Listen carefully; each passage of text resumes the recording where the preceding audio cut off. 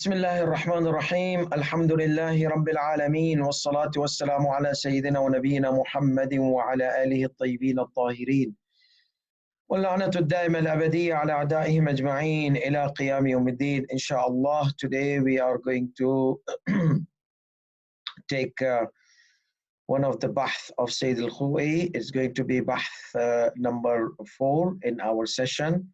So it's going to be fourth bahth. Let's share you the slides.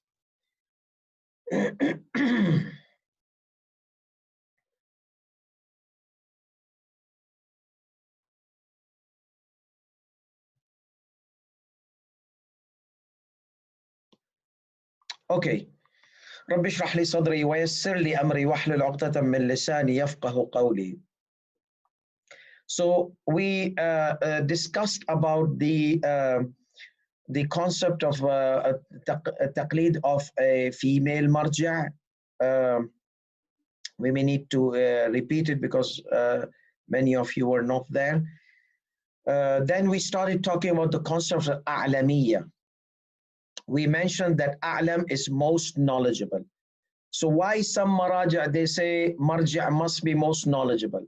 Some they say you can refer to a non-most knowledgeable. That means less knowledgeable you can refer to also. Permissibility is there. And then there's a third group which says not here, we are doing obligatory precaution. So we are not convinced with the evidences of obligation, neither we are convinced with letting it go without an obligation and give permissibility. We will just use precaution. So that's why maraja', they have three different types of opinion. One, yajibu taqlid al-a'lam, wajib to do taqlid to a'lam, like Sayyid Alkhoei and Sayyid Sistani and majority of the highly ranked scholars. And then we have some other scholars like Sayyid Marash al-Najafi. We spoke that he did not obligate the taqlid of a'lam. And some they say on the basis of obligatory precaution. So these were the three main opinions. But Sayyid Alkhoei Quddasa Sirruh, first he started discussing about the evidences of those people who consider taqlid al-a'lam not wajib. That means it is permissible to do taqlid to non-a'lam. So he discussed their evidences, and he started rebuttaling. And we said there are 4 rebuttals of Sayyid Alkhoei, and on 4 angles and 4 concepts which were used. 3 were discussed. The first one, which was a lengthy one, we said we are not going to discuss. We are going to discuss it later on, inshallah. We were going to discuss that one today. But the problem is today, there is a lot of questions arising with regards to tab'eed, partial taqleed or multiple taqleed. And especially when it happens, this moon sighting issue, people they're looking for this ruling. So can we do because then there are some Maulanas, may Allah subhanahu wa ta'ala forgive them and guide them. They just want to impose the unity on the people. Okay. So why impose? No, Eid should be one. Eid united. What are you? You guys are showing people different to do Eids and Christian Eid and Khoei Eid. I mean, if Maraja, they're more knowledgeable than you. They did not know this issue. You are trying to be super marja about them and try to impose on the people to do tab'eed and to follow this marja and that marja and let's make one Eid, one unity. Unity is not having one Eid. Excuse me. One Eid and hearts have problems fighting each other. That's not unity. Unity is united hearts. Even if they have 10 Eids, doesn't matter. What will we show to the people? Show to who? Show to Christian who have hundreds of denominations. Show to Al-Sunnah, they also have 4 Eids at least. When I was in the United States, there was one year that 4 Eids. One was when the moon comes out astronomically. One was when the moon is sighted astronomically. One Saudi Eid and one local Eid. So why are you? Why? Okay, let's people they have different perception of us. Let's stick to our direction from Quran and Hadith, from Ahlul Bayt alayhim salam. And who's most qualified to understand them? Our most knowledgeable maraja. Why are we worried about how people will think about us? We should be worried about how will Allah deal with us on the day of judgment, going behind the people to please the people. Anyhow, so we come back to this issue. So now these Maulanas on the day of Eid, somehow Shaitan comes to them and they, oh, do tabi'it to Wahid al-Khurasan, do tabi'it to this, do tabi'it to that, and let's make one Eid. How can they do tabi'id? If Maraja, they have kept strict criteria for tabi'id, how can you make it a tabi'id, a partial taqleed? Like you can follow Sayyidi Sistani and you can follow someone else in this mas'ala. Now I need to point out one thing. There's a difference between tabi'id and ruju' in obligatory precaution. In the rules of obligatory precaution, we said previously, obligatory precaution means the marja is not sure about the evidence, so he doesn't want to give a fatwa, because fatwa needs to be based on knowledge. He doesn't have knowledge. He says, I don't have knowledge. I'm not 100% sure about these evidences. So there's no knowledge. So he plugs that ruling with an ihtiyat wajib. And he relieves himself from the responsibility on the day of judgment. See, I told you to do ihtiyat. So now in this ihtiyat, he gives permission. Okay, if you don't want to do precaution, you can refer to some other marja who's more knowledgeable after me. Okay, the after one, not any, like nowadays even people, they just go without checking the eligibility of the second line in the marja. Okay, just follow him, follow that. That's the marja also, it says it's allowed this and allowed that. No, there's a criteria also for that. So so knowledgeability has its criteria, ruju' has its criteria. So when marja doesn't find evidence, knowledge, he says, I'm doing precaution. Other marja says, I don't need to do precaution. Like breaking the fast after 20 minutes, 50 minutes after the disappearance of the eastern redness. Sayyidi Sistani says, I don't have any evidence to give fatwa that wait 15 minutes, wait until the eastern redness disappears. No, he says, I don't have. I'm going to tell you to do precaution, obligatory precaution. Sayyid Muhammad Sa'id al-Hakim al-Tabataba'i in Najaf al-Ashraf, he says, I don't have any evidence. And I'm telling you, it's better to avoid. That means if you break your fast when the sun sets, okay, then you are okay. You're good to go. You're relieved from your responsibility. You don't need to wait for the eastern redness to disappear. So that is another marja qualified. You can refer in this mas'ala to Sayyid Muhammad Sa'id, because they don't have evidences. The difference is one says obligatory precaution, break your fast after the disappearance of eastern redness. Another says no. You can break your fast after the disappearance of eastern redness. This is clear? Okay, now let's come back to our ruling. So these Maulanas, the Eid issue, I mean, have you gone through the homework? Have you explained what the criteria of Tab'id? Just Tab'id. But since it's a hot topic, there was a request to discuss this topic analytically. So people, they are aware, especially the Hausa students, because Hausa students, they can tell other people these concepts, how to apply them, especially Madaris teacher. They need to go through these kind of things because they are guiding the youngsters and guiding the new coming generation. So that's why I said, let us discuss the topic of Tab'id today. So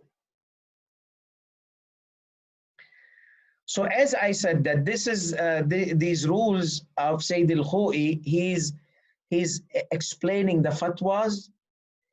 First of all, this is the book of Sayyid Yazd al-Tabatabai, al-Urwat al-Wuthqa. Okay. Sayyid Yazd al-Tabatabai made these 2 volumes of book of law. The scholars, they came after, they started making their commentaries and their arguments on the fatwas of Sayyid Yazd al-Tabatabai. It became a book of debate, book of arguments. So Sayyid Muhsin al-Hakim al-Tabatabai, he also made his comments on this book. About, I don't think so, it depends on different printing. So it's about 20 volumes. It's called Mustamsak al-Hakim. Mustamsak, that means what Hakim has grabbed. And this Urwat al-Wuthqa. Urwat al-Wuthqa means a strong firm, you know, like the cup. The cup, it has this urwa, where you hold the cup through it. Because if the cup is hot, you'll hold like this, it will fall down. So you hold the cup from the nook, which is al-urwa. So Urwat al-Wuthqa. So it is a strong firm, okay? And that is Islam. That is wilayat of Ahlul Bayt alayhim Islam. That is. So the author of Tabatabai says, if you follow, author of Urwat al-Wuthqa, if you follow this book, you have got the firm of the Fatawa, Islamic rulings. Sayyid Muhsin Hakim, his name is Hakim. Okay, his title is Al Hakim. So what happens, Sayyid Muhsin Hakim? He named this book by this ayat of Qur'aniyah. The ayat of Qur'ani says, Bismillah ar-Rahman, وَمَنْ يُسْلِمْ وَجْهَهُ إِلَى اللَّهِ. Whoever submits his direction to Allah subhanahu wa ta'ala. وَهُوَ مُحْسِنٌ. And he bestows favors on others. He's a nice person. So Sayyid Muhsin Hakim al-Tabatabai is Muhsin. Okay? Muhsin Hakim. So his name is Muhsin. And فَقَدْ اسْتَمْسَكَ بِالْعُرْوَةِ الْوُثْقَى. Istamsaka, he grabbed to the strong firm. بِالْعُرْوَةِ الْوُثْقَى.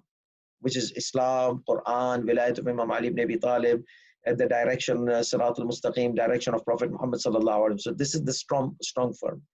So he named his book Mustamsak, Istamsaka al-Hakim. So al-Hakim grabbed the Urwat al-Wuthqa, and he grabbed a strong firm. So he gave a Bahth Kharij in 20 volumes, okay, about 20 volumes. So he took the Urwat al-Wuthqa. Anyhow, it's a metaphor. Our ulamas, they use ayat of the Quran to get some nice, beautiful analogies and resemblances so that they can name the books of it. So that's Mustamsik. As Sayyid Alkhoei came, he started explaining also the rules of Urwat al-Wuthqa, his opinion and his arguments. And it became about 30 volumes. So this book has become a source of big Marajah's arguments. So they take the fatwa and they argue on it. Sayyid Sistani Damadullah has made his comments, and these comments of Al-Urwat al-Wuthqa, his opinions, are available on his website. So I took the fatwa of Sayyid Sistani from this his comments on Urwat al-Wuthqa, and I would like to start our session with mentioning fatwa of Sayyid Sistani, fatwa of Sayyid Alkhoei in partial taqlid or multiple taqlid, and then see the argument of Sayyid Alkhoei and the bahth. So what does Sayyid Sistani's comment? This is basically the line of Sayyid al-Yazdi Tabatabai. As I said, I will just speak and go through the Arabic text. I love to just take the original, but you can go through the English portion, which is here, and it's in line with this. If you find any problems or conflict, let me know. That the translation might have gone error. So that's why I like to just go through the Arabic. So in the bracket was the comment of Sayyid Sistani. It was basically a footnote.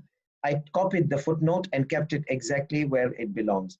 And here also, this inside the bracket was, but in English, I've just embedded it totally. So ruling number 33 in Urwat al-Wuthqa. Now focus with these words. إذا كان هناك مجتهدان متساويان. If there were two mujtahid, they were equal. So equal, okay? Remember, equal.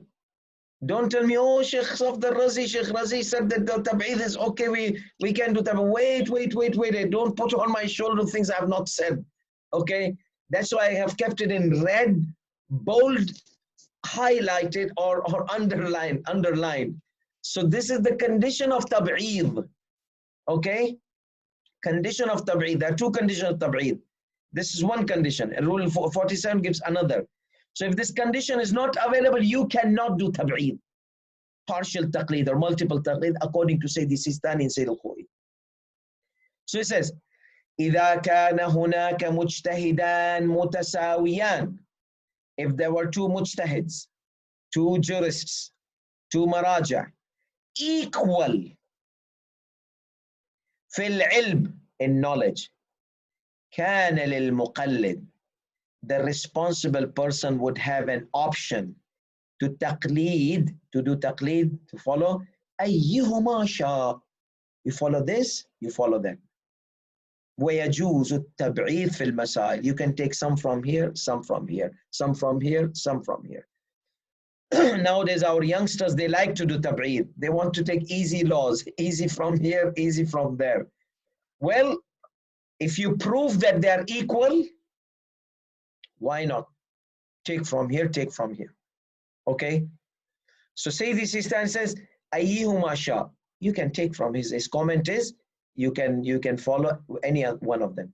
ويجوز التبعيض في المسائل, and partial taqlid would be permissible in the rulings. Okay.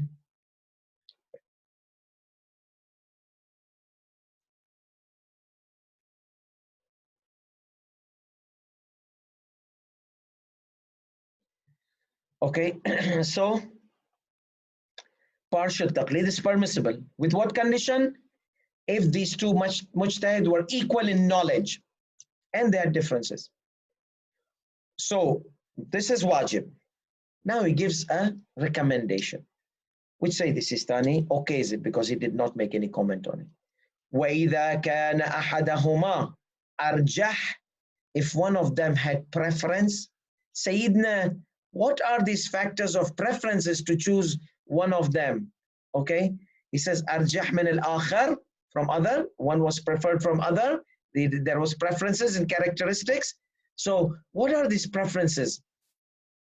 Like fil adala, one was more just than other, or wara, one was more God conscious than other. Then it's better to choose the one who's more God conscious, or the more. It's better. Why? Because they're equal. But if one was most knowledgeable, then you will not see who's more God conscious, because they both are God conscious. They both are God conscious. So you cannot choose the more God conscious over the less God conscious. As long as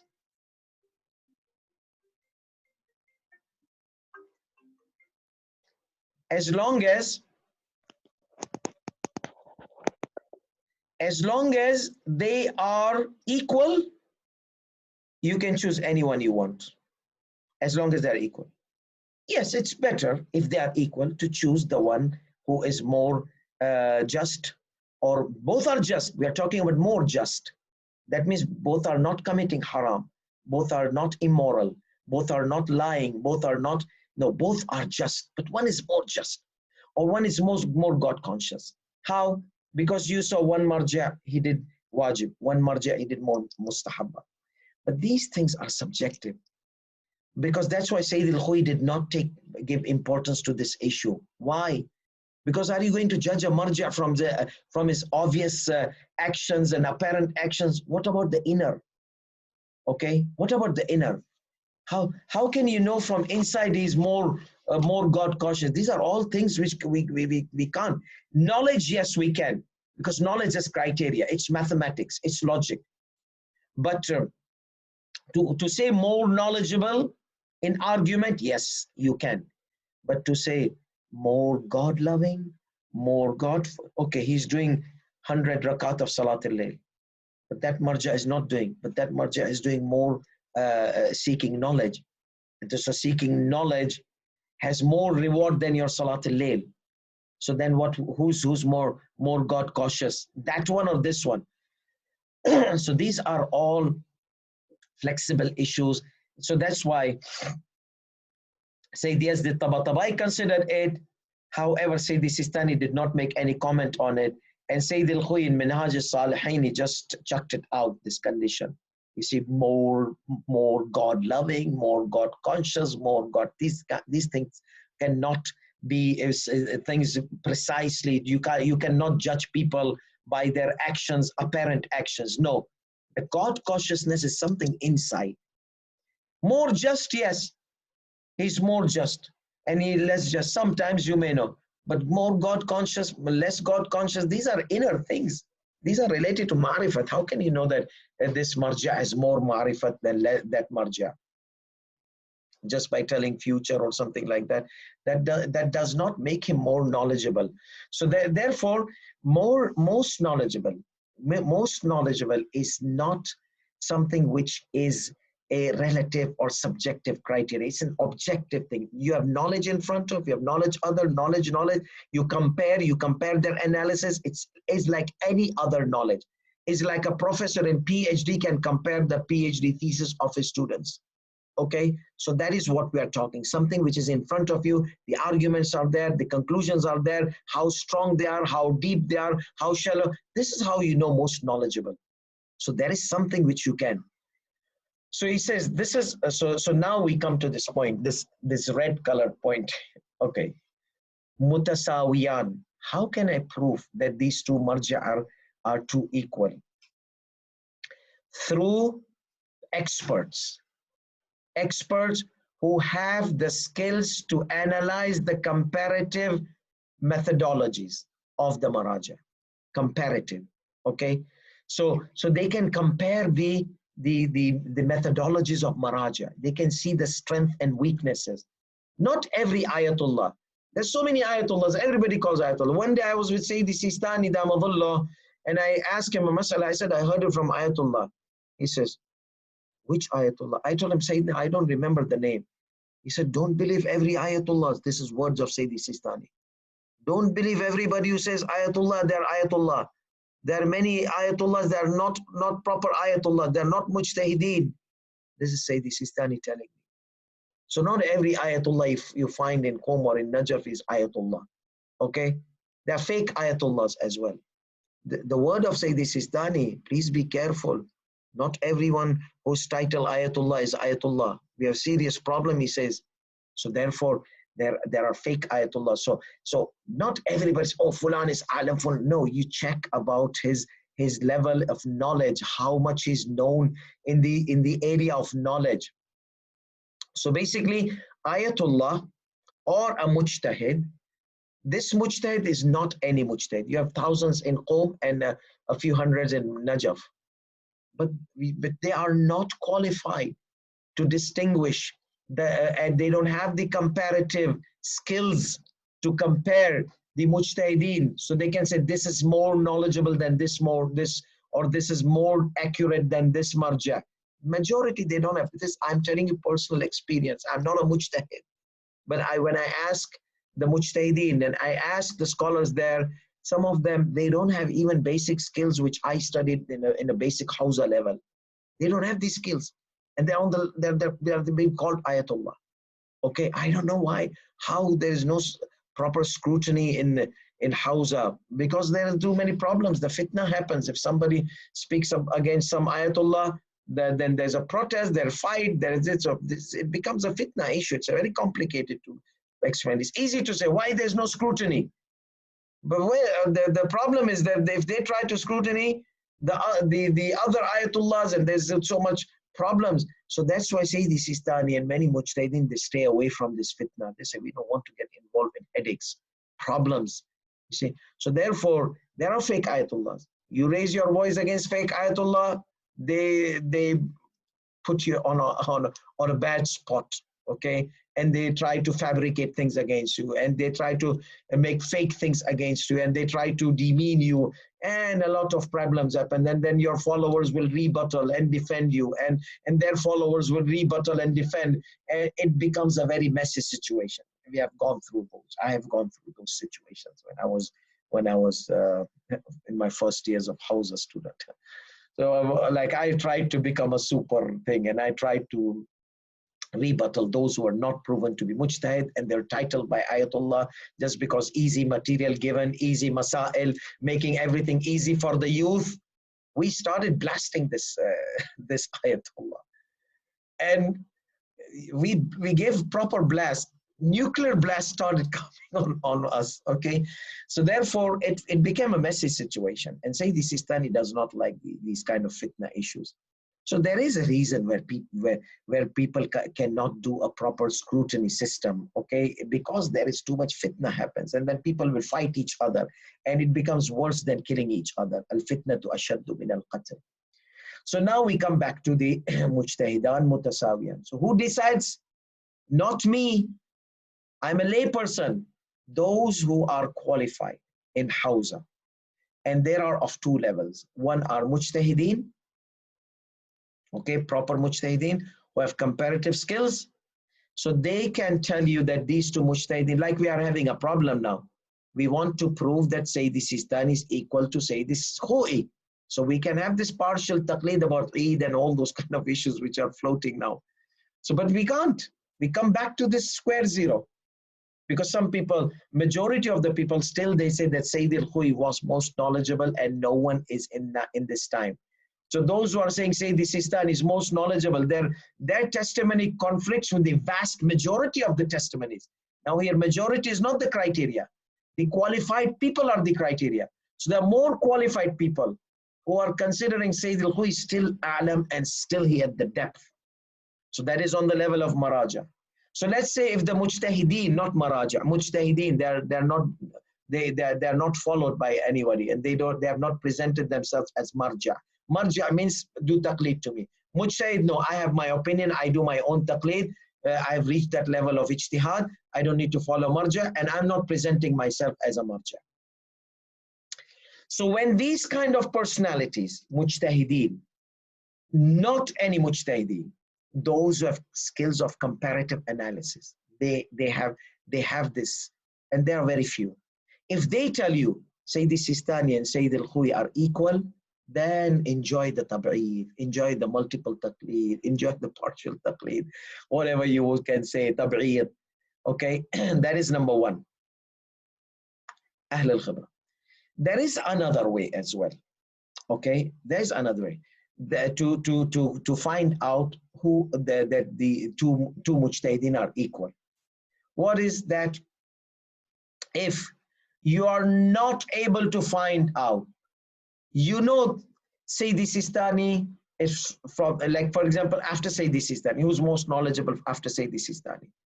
So you have Sheikh Wahid al-Khurasani, Sheikh al-Fayyad, Sayyid Muhammad Sa'id al-Hakim, and some others. Okay, so now who is let's take an example of these three. Sheikh Wahid al-Khurasani as an example. Sheikh al-Fayyad. Sheikh al-Fayyad, some say he has more depth in certain rulings. You see, from Sheikh al-Wahid and say this, but the problem is he's Afghani. So because he's Afghani, he has lost his market. I mean, market of taqwa, the followers, especially from the Arabs. You see, the Marja'iyya has become a nationalism now. Pakistanis, they follow Pakistani. Iranis, they follow Irani. Arabs, they want Arab. This one, that. Lebanese, they want Lebanese. Iranians, they want... It's become a mess. It was not like that. Sayyid Alkhoei, if you know, he was a Kurdish. He was from northern Iraq. He was from the border of Turkey and Kurdistan, Khu. Okay? And he was the king of the Maraja. Okay, he was the king, and nobody said, oh, he's Kurdish, because there's a racism against Kurdish people. May Allah bless these Kurdish people and give them sabr. So we don't talk about racism we have racism in Hausa as well. There are many shuyukhs who are Iraqi, oh, hada Kurdi, he's Kurdi. So what Kurdi? He's a human being. So this racism is available even in our Hausa lower level system, not Maraja, alhamdulillah. The pious Maraja, they don't have it. If they are by themselves, if Sheikh al-Fayyad, how can be racist and he's Afghani? How can Sayyid Alkhoei be racist and he's a Kurdi? You see? And we have this racism there in the Hausa as well. He's Pakistani, he's this, he's that. So, and nationalism. So please don't go towards nationalism. He's Pakistani, I'm going to follow. No, check out qualification. He's Lebanese, no, check out his qualification. He's Irani, no. He's Afghani, no, check the qualifications. If the qualifications are there, yes, but you don't go with the nationalism and racism and all these kind of things. These are not Islam.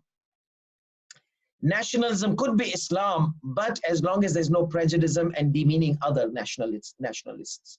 Okay, based on one of the narrations of Imam Zayn al-Abidin alayhi salam. This is not our topic. That's another long topic. But racism, no. Okay, demeaning other races, no. Demeaning other nationals, no. And nationalism in a way to demean other nationalities, no. That is not Islam. So therefore, if let's say you are not able to find who is A'lam, so for you, you can consider all of them are equal. You can, if you cannot find who's A'lam because of the conflicting testimonies. The conflicting testimonies, they all fall down if they're equal. Okay, let's say the testimonies of Sheikh Wahid al-Khurasani are equal to testimony of Sheikh al-Fayyad, are equal to testimony of Sayyid Muhammad Sa'id al-Hakim. So that means they are equally.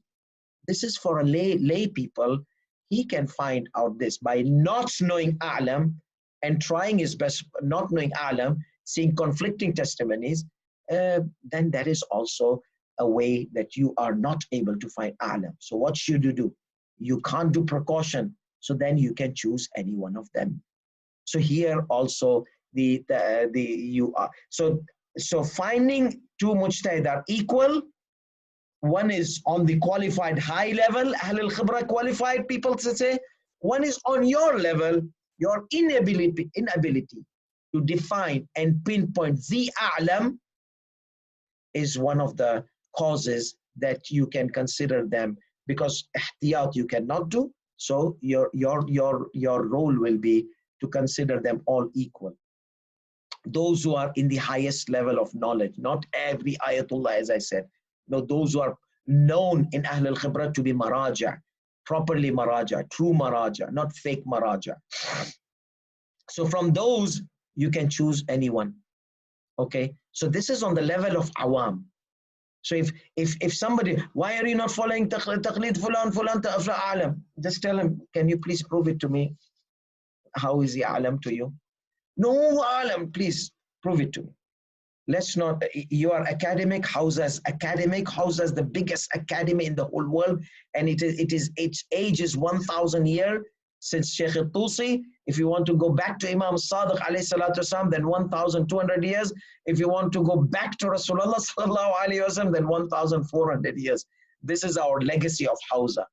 Okay, so please, our Islam is academic religion and giving direction. So please don't tell me there are maraja. They say, give me who's saying fulan is a'lam. Okay, so if he doesn't give you, that means you did not gain any knowledge. It might give you satisfaction of probability. That's why Sayyid Sistani says, if you find out, if you're satisfied with the probability of a'lamiyah, that's fine. But let's say if you get probability of a'lamiyah on different other maraja, then what will you do? So for you, the testimonies are conflicting. The testimonies are conflicting and they drop down. So for you, those known ones on a higher level are equal. Okay? So that is another way of considering two mujtahid. They may be in the knowledge of Allah, one may be a'lam, but you can't decide who's a'lam without having testimony. Without having testimony of Ahl al-Khibra.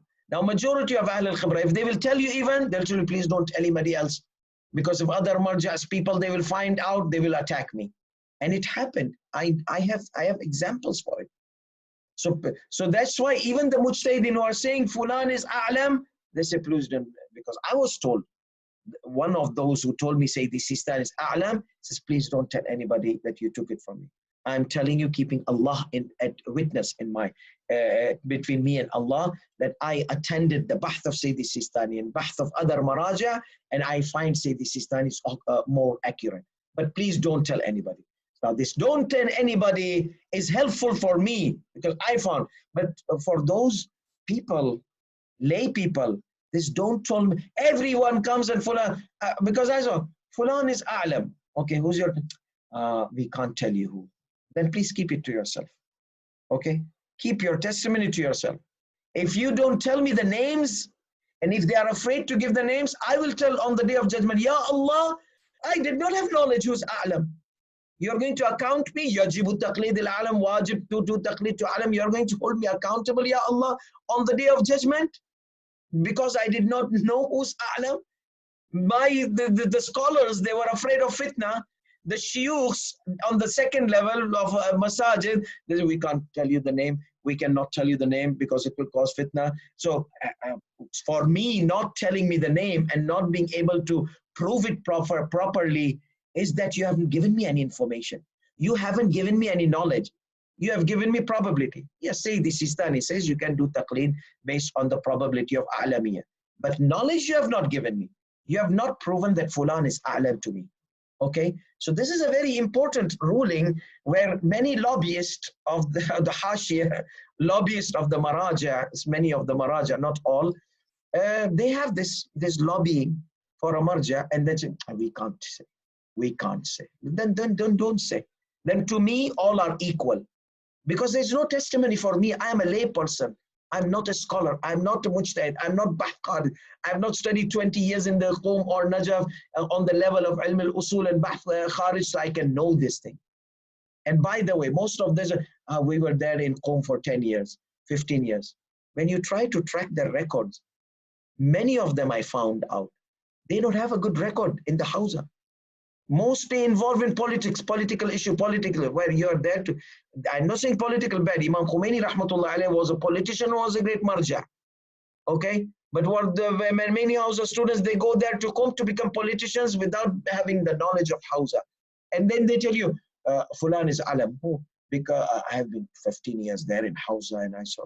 But no, that is not enough for me. If you check your track record, if you ask him some basic rules of ilm al-usul, the Hausa core knowledge, they don't know that. How can you pretend to be Ahl al-Khibra, where you have just gone there to waste your time and not study Hausa? So, Amama, don't be impressed. 10, 15 years in Najaf Qom, don't be impressed. Check their qualifications, please. You have the right to ask for their qualifications. It's your legal right. No, how can you ask me for my qualification? Me? Who? I did it only for Allah. Okay, then please don't present yourself as a witness. If you are presenting yourself as a witness, then we need to know what are your qualifications to testify. Anywhere you go, if you want to, somebody to testify for a doctor, you will ask him, show me what are your qualifications. If you are not a doctor, how can you testify for a doctor? If you have not been exposed to a doctor, how can you qualify a doctor? Okay. So yes, if doctor treated me and that doctor treated me, I got benefit. So I am khibra, I have experience. I've become expert in these two doctors. Okay, I can tell you this doctor is better because he treated me. He gave me also medicine. It never helped me. This doctor, because there's experience, expert. I became expert in these two doctors. Or knowledge. I'm a medical profession. I've done research. I can check the researches and the arguments of these two doctors and tell you who's the strongest doctor. So if you are not willing, if you are not going to give me witness based on academic ground, I don't want your testimony, because there's too many political directions. And I say political, but that means dirty politics. Okay, so therefore, it is very important for me to ask the qualification of anyone who gives me testimony. Number two, even not necessarily names, even the whole historical background, that helps a lot in defining or even getting the probability of Alamiyya. So therefore, there are, as I mentioned, we come back to this ruling. There are two ways to find out that two mujtahids are equal.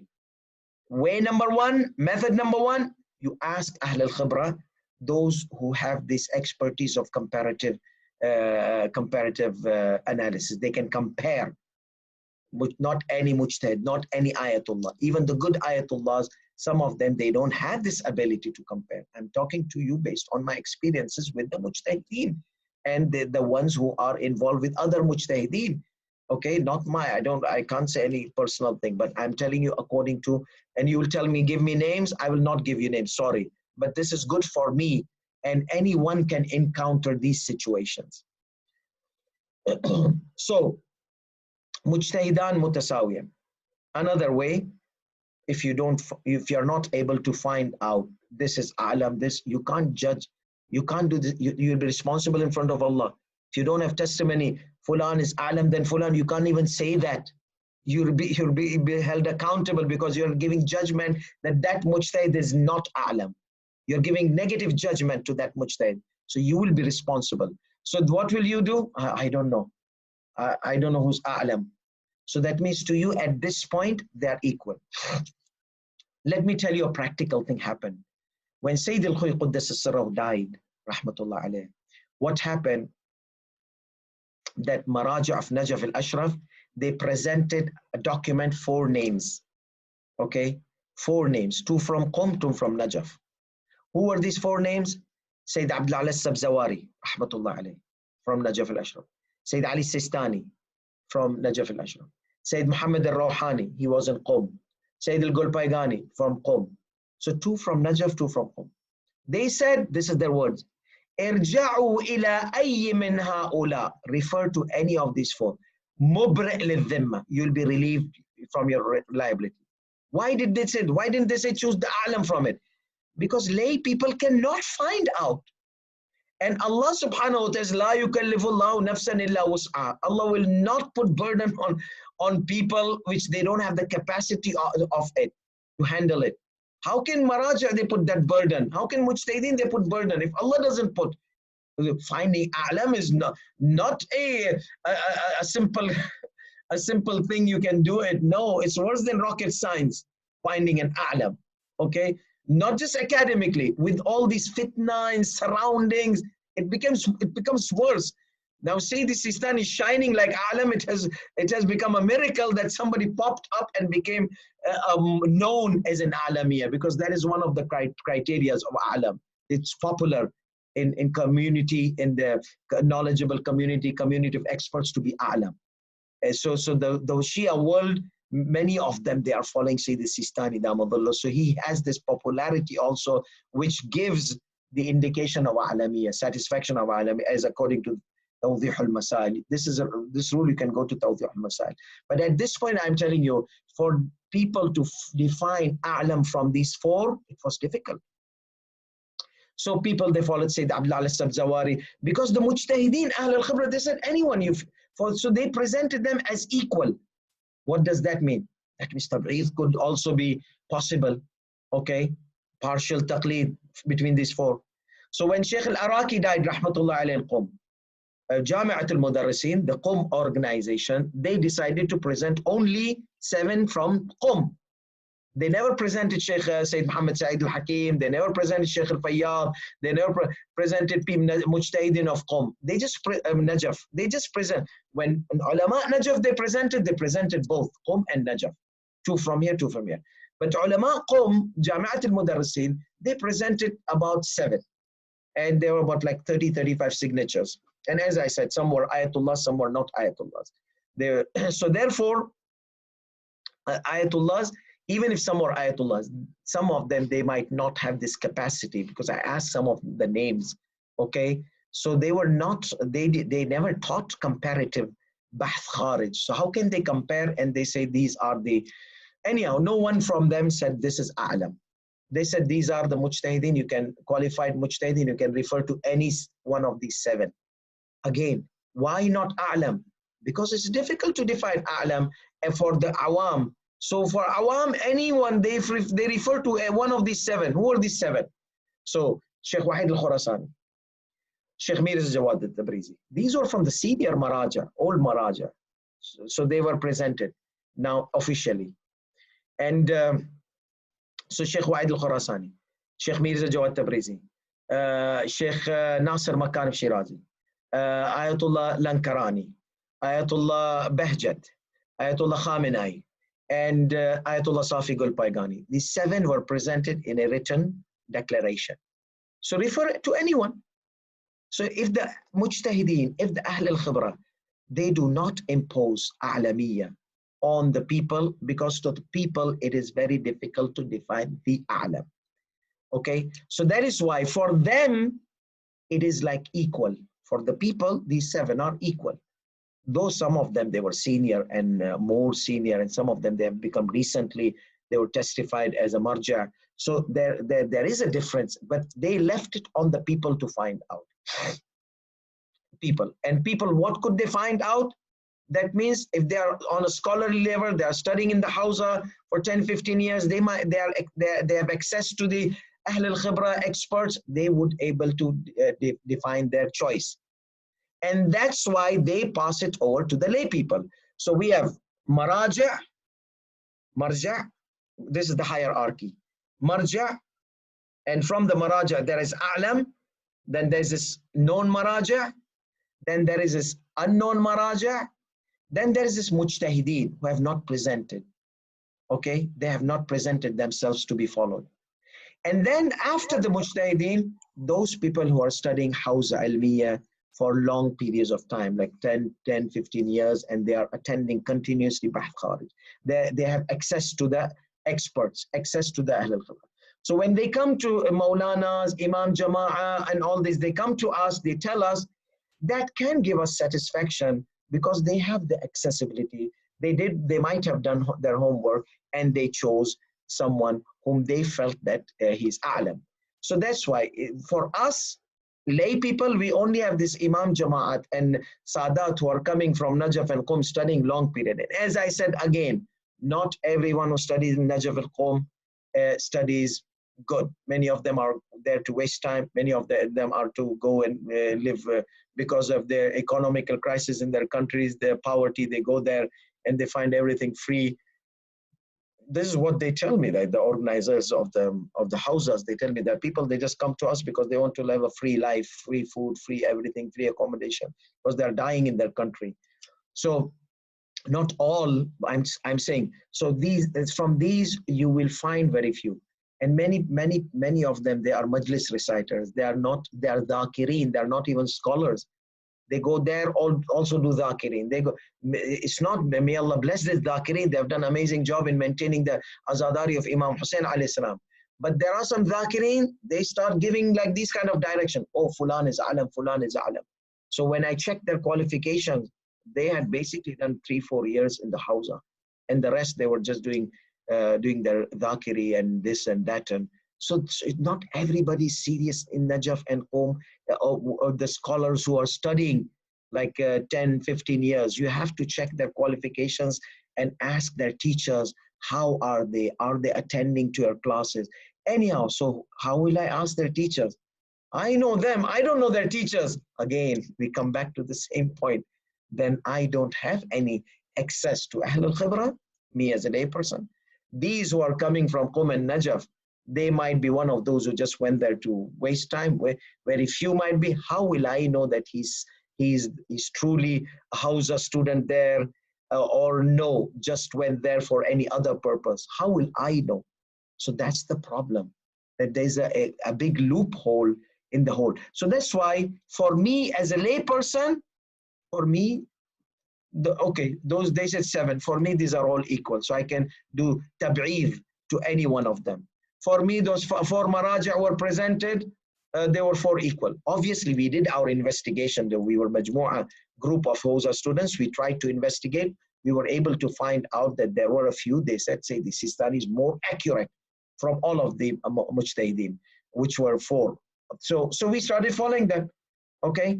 And therefore, we have this, for Sayyid Sistani, there are issues, no one can hesitate to even mention it, which supports his A'lamiyya, okay? Some testimonies, they said we can't, but some testimonies we can tell their names also. I can tell the names of some of the testimonies. So for me, Sayyid Sistani's direction was supported by Ahl al-Khibra, by the whole academic environment, and by he's the only one. He has the ijaz of ijtihad from Sayyid Alkhoei, like he's the Harvard of Hawza Ilmiya, Sayyid Alkhoei. So if somebody has ijaz at ijtihad, and somehow it leaked out from the group of Sayyid Alkhoei, and it came in my hand, and I started distributing photocopies of it. He's the only one student of Sayyid Alkhoei has ijazah of ijtihad, permission to ijtihad. So then I was called by Sayyid Sistani's representative in Qom. Sayyidina doesn't like it. Please don't market the marji'i of Sayyid Sistani like that. Okay, so I took this and kept it in my drawer, and anybody wants, I show them, but I don't photocopy and publicize it, okay? And I can still show anybody that this is ijaz of ijtihad from Sayyid Alkhoei to Sayyid Sistani. No one has, everybody, like we have hundreds of mujtahideen, they testify the depth and the strength of Sayyid Alkhoei. Like he was the king of the ilm al-usul, king of the maraja. So as somebody coming graduated from him with a written ijazah, which rarely Sayyid Alkhoei would give written ijazah. There are only few people in his 50 years, only few people got this written ijazah. If somebody has that kind of depth, I don't need any testimonies. Sayyid Alkhoei is enough for me.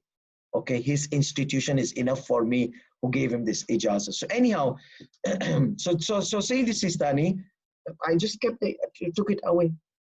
So now, conclusion. Today we have 2 sessions. So conclusion of this ruling, 2 are equal. We are going to discuss the analysis of it as well. So if 2 mujtahideen are equal, how can I define the equality? Either by Ahl al-Khibra, they compare, they check the analogy is equal, or by using the rule لا يكلف الله نفسا إلا وسعها. Allah does not put a burden on the people more than their capacity. My capacity cannot define a'lam. And there are a lot of shady issues. So for me, if the Ahl al-Khibra, they have presented 4, one of the 4 I can follow. If they have presented 7, one of the 7 I can follow. And here in this case, Sayyidi Sistani says, if equality is there, okay, by not knowing who's a'lam, so you can do tab'id as well, partial taqlid. أيهما شاء ويجوز التبعيض في المسائل وإذا كان, we said. Now we come to this ruling of the a'lam. One of them is a'lam in one area, another one is a'lam in another area. Okay? Can I do taqlid to this marja in this area and this marja in that area? No, don't ask can I. You have to do taqlid. It is wajib for you to do taqlid of this marja in this area and taqlid of that marja in that area. It becomes wajib. Okay? So let's see the ruling of Sahib al-Urwa is the Tabatabai, and then in between, this is the opinion of Sayyid al-Sistani. So he says, إِذَا كَانَ مُجْتَهِدًا أَحَدُهُمَا أَعْلَمُ. If one of the mujtahid was most knowledgeable. Okay? Most knowledgeable. في أحكام العبادات. In the rules of worship. والآخر أعلم في المعاملات. And the other one was most knowledgeable in the rules of trade. فالأقوى. This is read. Sayyid Yazid Tabatabai, he said obligatory precaution. Sayyid Sistani, I took his comment and kept it instead of Sayyid Yazid Tabatabai's word. Al-Ahwad. So this is basically ruling of Sayyid Sistani. Al-Aqwa, more, the strongest opinion, which is supported by intellectual arguments. Sayyid Sistani. Al-Aqwa means the strongest based on the intellectual arguments. مع العلم بالمخالفة. Even I know that there are variances, I have to follow the one who is a'lam in the mas'ala, he is a'lam in it. So, فالأقوى مع العلم بالمخالفة. Even if I know that there are variances, على ما مر, as it has been presented previously and is going to come now as well. تبعيض التقليد, to do partial taqlid, do taqlid to this marja' in the laws which he is most knowledgeable, do taqlid to that marja' who is most knowledgeable in that chapter of fiqh. وكذا إذا أحدهما أعلم في بعض العبادات مثلا والآخر في البعض الآخر.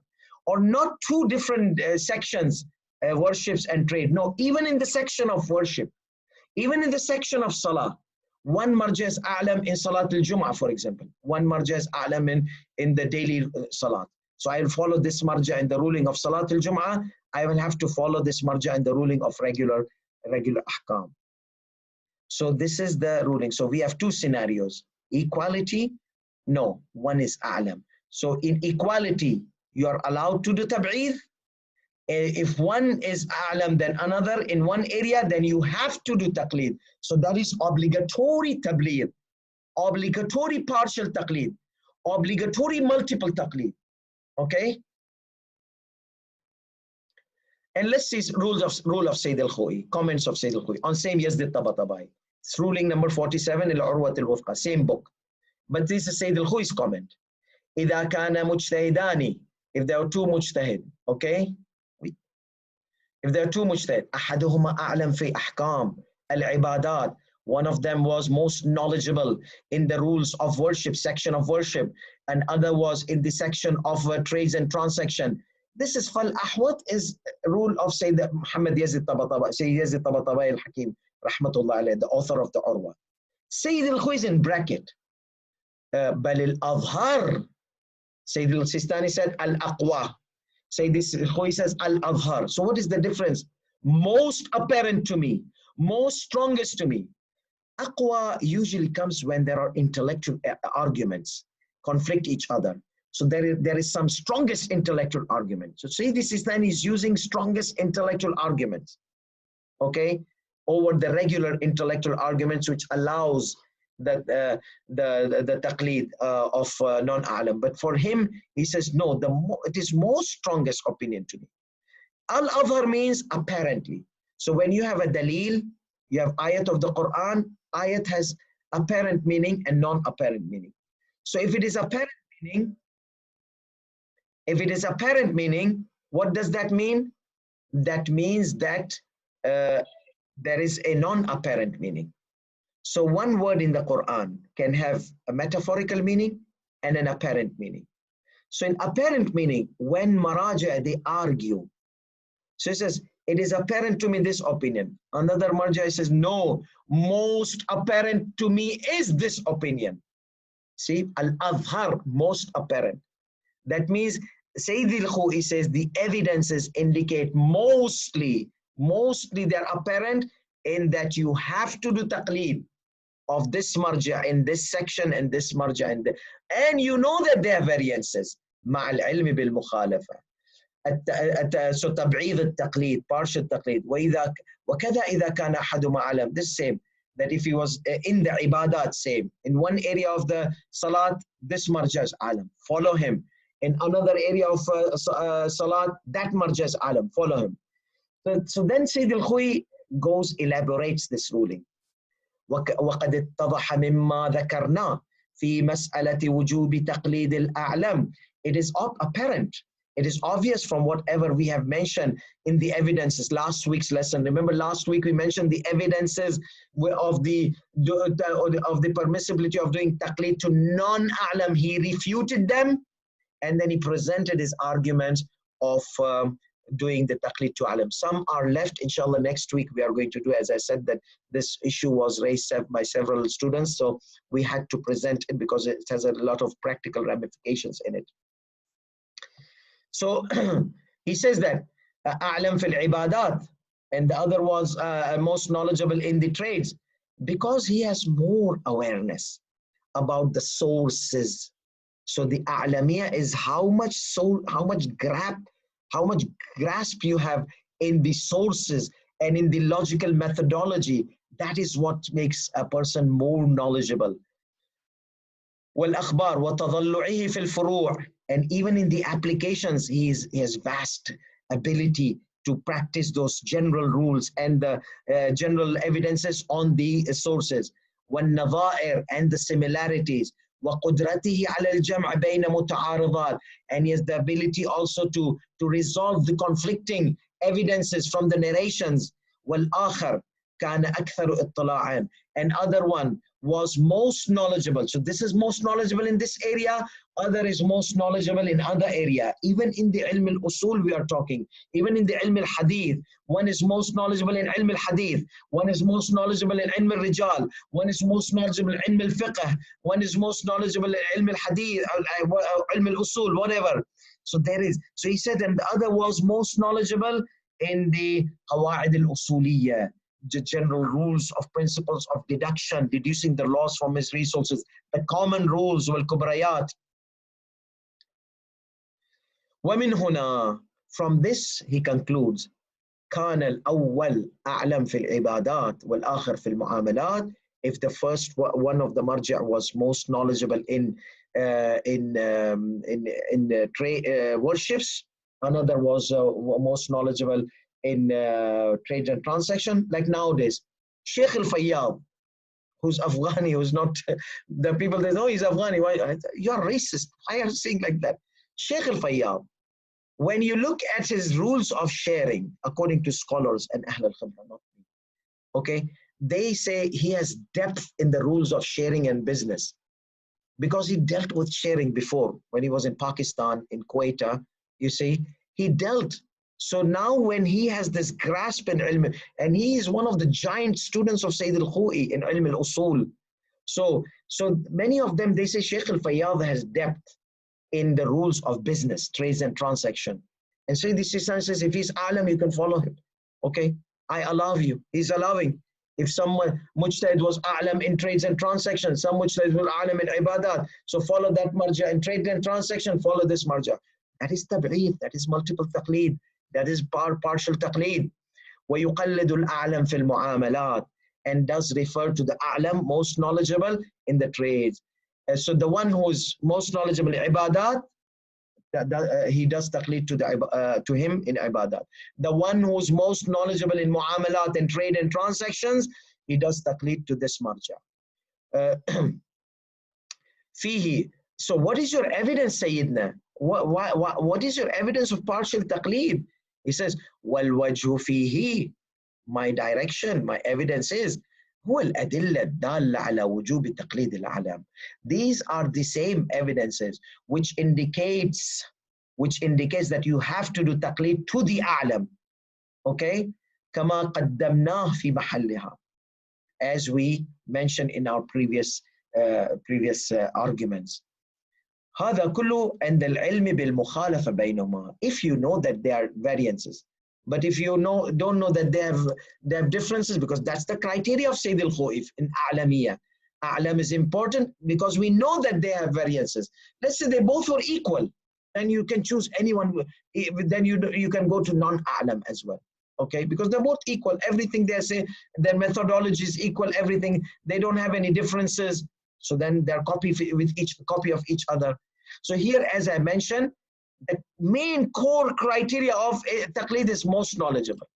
So some of the students of Sayyid al-Alkhoei made this question, but after his death, he says, Sayyidina, if the core argument of the taqleed is being most knowledgeable, what if there was a female, she was most knowledgeable? Do you allow taqleed to do taqleed to her? So here, obviously, they say Sayyid al-Alkhoei cannot answer because he is not alive. If he was alive, he would have answered. He was the giant. Okay, but now those people, they can make objections on Sayyid al-Alkhoei because he's not living. So because this is a core argument. Core argument is a'lam, most knowledgeable. So we are going to take that again, because those who have missed, I'm going to repeat the ruling of the why a marja should be male and not female. So we are going to discuss the evidences. And this ishkal came on if the issue is a'lam, then if there was a female a'lam, then shouldn't we be doing taqleed to this female a'lam? No. So there is a rebuttal to it. And that rebuttal we are going to mention in the session of the marja'iyya of a female. So هذا كل العلم. Okay, now there's part 2. It's related to it, and our Hausa sessions are 2 sessions basically. Okay, so we have been pampering you, giving you 1 session. So that's why today we have to give you another session. Now, if you're tired, exhausted, I'm going to upload this on YouTube. You can follow it later. But there are students, they want this to be given today because they come for 2 sessions. They were complaining, Sheikh, why this? We barely are having 2 sessions per week, and you chucked out to 1 session. So I have to give you the other session as well now, but you can have a 5 minutes break, and inshallah we come back to our second session. وآخر دعوانا الحمد لله رب العالمين وصلى الله على محمد وآله الطاهرين. And in that time, we will start after 5 minutes. If you have any questions, please feel free to